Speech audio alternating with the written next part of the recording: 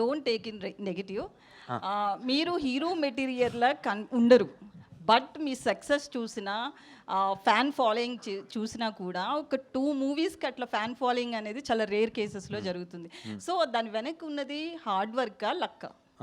Yeah. Hard work, luck. Yeah. Hard work is there. When they see the screens, they feel they are the hero. They are acting in it, and they are doing the romance. They are fighting. So when they see themselves in me, I'm already a hero. That's it. So thank you. Thank you. I love you. Thank you. Yeah, that's it. పక్క state నుంచి ఓ hero వచ్చినప్పుడు అలా కించపరిచే క్వశ్చన్లు అడగడం మంచిది కాదని నా ఫీలింగ్. తప్పుగా కాదు.